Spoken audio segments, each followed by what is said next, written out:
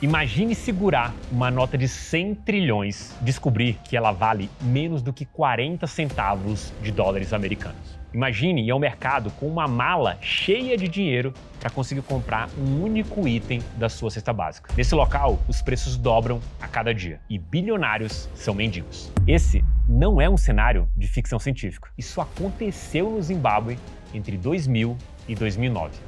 Quando o país viveu a segunda pior hiperinflação da história moderna. Uma inflação tão extrema que chegou a 231 milhões por cento ao ano, fazendo com que os preços dobrassem a cada 25 horas. Nos episódios anteriores, vimos como a Hungria e a Alemanha destruíram suas moedas através da impressão descontrolada de dinheiro. Mas essas eram consequências de guerras devastadoras. O Zimbábue nos mostra algo ainda mais assustador. Como um país pode destruir sua própria moeda em tempos de paz através de políticas econômicas desastrosas e corrupção desenfreada.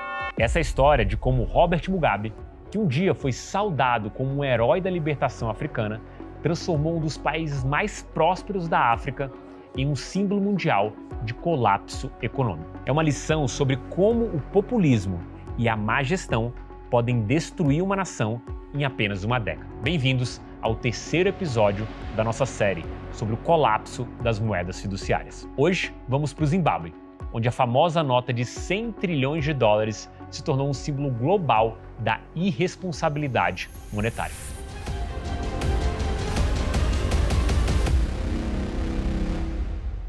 Para entender o colapso do dólar zimbabuense, a gente precisa voltar para 1970. Essa foi a data que o Zimbábue conquistou sua independência após uma longa guerra de libertação contra o regime de minoria branca da Rodésia. Em 1980, Robert Mugabe chegou ao poder como o primeiro-ministro do Zimbábue independente. Na época, ele era visto como um herói da libertação africana, um intelectual educado que prometia reconciliação racial e prosperidade econômica.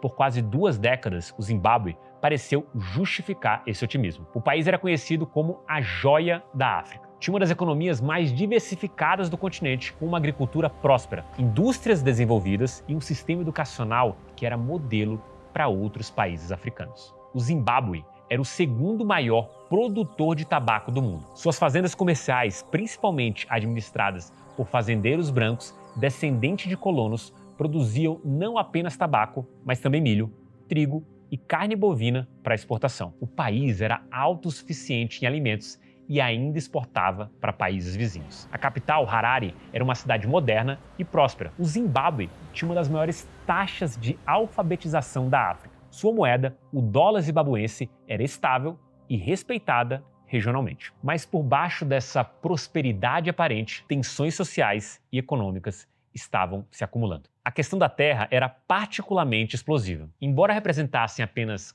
4% da população, os fazendeiros brancos controlavam 70% das terras agricultáveis mais férteis. Durante os anos de 1990, a economia zimbabuense começou a mostrar sinais de estresse. O país enfrentou secas severas, a epidemia da AIDS devastou a força de trabalho. E o envolvimento militar na Guerra Civil do Congo drenou recursos preciosos. Mais importante, Robert Mugabe estava perdendo popularidade. Nas eleições de 1999, um novo partido de oposição, o Movimento para a Mudança Democrática, o MDC, quase derrotou o partido de Mugabe. O presidente que havia governado sem oposição séria por quase 20 anos, de repente, se viu ameaçado politicamente. A resposta de Mugabe a essa ameaça selaria o destino econômico do Zimbábue. Em 2000, Mugabe lançou o Programa de Reforma Agrária Acelerada, uma política que permitia a expropriação forçada de fazendas comerciais sem qualquer compensação adequada. Oficialmente, o programa visava redistribuir terras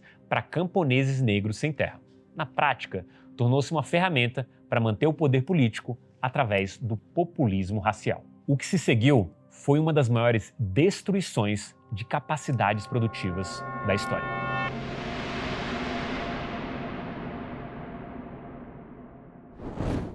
A reforma agrária zimbabuense foi um desastre econômico de proporções épicas. Em poucos anos, a produção agrícola do país despencou. Fazendas que haviam sido produtivas por décadas foram abandonadas ou entregues a pessoas sem experiência ou recursos para mantê-las funcionando. A produção de tabaco, principal fonte de divisas do país, caiu 90%. A produção de milho, alimento básico da população, despencou 80%. O Zimbábue, que havia sido exportador de alimentos, tornou-se dependente de importações para alimentar sua própria população. As consequências foram imediatas e devastadoras. O desemprego disparou para mais de 80%. A economia encolheu pela metade em menos de uma década. O país entrou em uma espiral de declínio econômico sem precedentes em tempos de paz. Mas em vez de reconhecer os erros de sua política, Mugabe dobrou a aposta. Para manter o apoio político e financiar gastos crescentes com segurança e propaganda, o governo começou a imprimir dinheiro em quantidades cada vez maiores. O Banco de Reserva do Zimbábue, sob a liderança do economista Gideon Gono, tornou-se uma máquina de impressão monetária. Gono, que mais tarde admitiria ter impresso dinheiro como se não houvesse amanhã, justificava suas ações como necessárias para manter a estabilidade política. A inflação, que havia sido controlável durante os anos de 1990, começou a acelerar rapidamente. Em 2000, a inflação anual era de 56%. Em 2003, já havia chegado a 400%. Em 2006, ultrapassou 1000%. Mas o pior ainda estava por vir. Em 2007, a inflação explodiu para 24.000%. Em 2008, atingiu o pico astronômico de 231 milhões% ao ano. Para você entender, com essa taxa de inflação, um produto que custasse $1 zibabuense em janeiro custaria 2.300.000 dólares zibabuenses em dezembro do mesmo ano. O governo tentou acompanhar a inflação, emitindo cédulas de denominações cada vez maiores. Em 2003, a maior cédula era de $500 zibabuenses. Em 2006, 3 anos depois, já havia cédulas de $100.000. Em 2008, o Banco Central emitiu a famosa nota de 100 trilhões de dólares zibabuenses. Mas mesmo essa denominação astronômica se tornou insuficiente rapidamente. No auge da hiperinflação, 100 trilhões de dólares zibabuenses compravam apenas alguns pães ou uma passagem de ônibus. A situação se tornou tão absurda que o governo chegou a considerar emitir cédulas de 1 quintilhão de dólares zibabuenses, mas a moeda morreu antes que isso fosse necessário. O dólar zibabuense havia se tornado uma piada internacional. Turistas compravam notas de trilhões de dólares como souvenir. A moeda de um país que já foi próspero se tornou papel sem nenhum valor.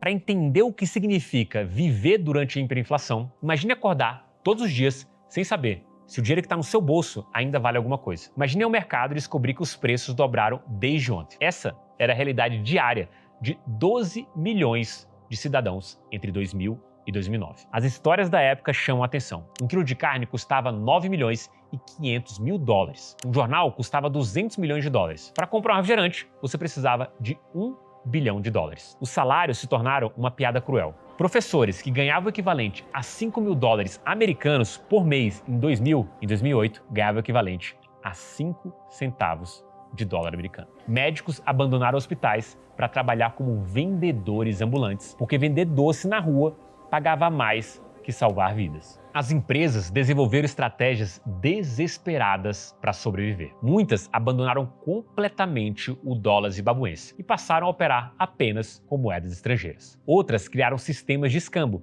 trocando produtos por outros produtos. O sistema bancário entrou em colapso total. Os bancos limitaram saques diários a quantias ridículas, o equivalente a alguns centavos de dólares americanos. As pessoas faziam filas enormes nos bancos para sacar dinheiro que não valia nada.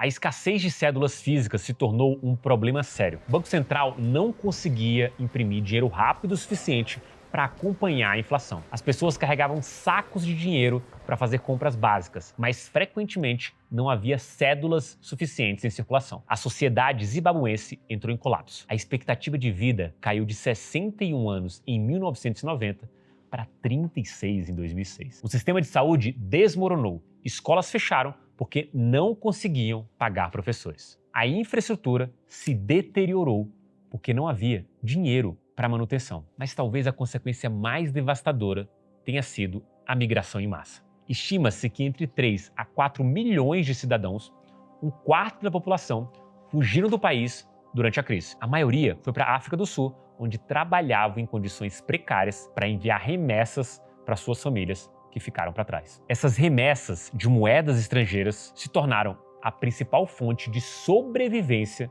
para os zimbabuenses. Ironicamente, o país que havia rejeitado o imperialismo ocidental tornou-se completamente dependente de dólares americanos e randes sul-africanos. A classe média zimbabuense foi completamente aniquilada. Pessoas que haviam trabalhado a vida inteira para construir um patrimônio descobriram que suas economias não compravam nem mesmo uma refeição. Profissionais qualificados se tornaram refugiados econômicos da noite para o dia. A confiança no governo desapareceu completamente. Mugabe, que um dia foi visto como um herói da libertação, tornou-se um símbolo internacional de má gestão e autoritarismo. Sua popularidade despencou, mas ele se manteve no poder através de repressão política e fraude eleitoral. O Zimbábue, que havia sido um modelo de sucesso pós-colonial, tornou-se um exemplo de como não governar um país.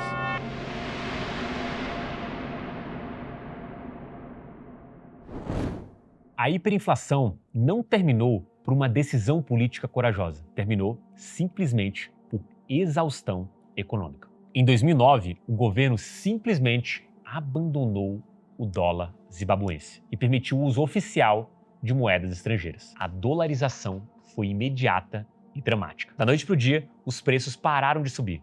O comércio normal foi retomado.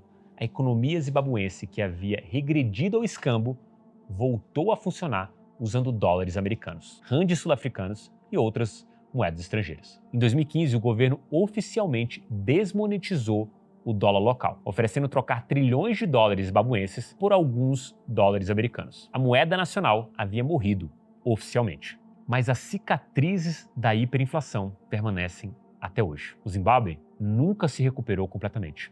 A economia continua menor do que era em 1980. Milhões de zimbabuenses ainda vivem no exílio. A confiança nas instituições nacionais foi destruída permanentemente. Mugabe permaneceu no poder até 2017, quando foi finalmente removido por um golpe militar. Ele morreu em 2019, deixando para trás um país empobrecido e traumatizado.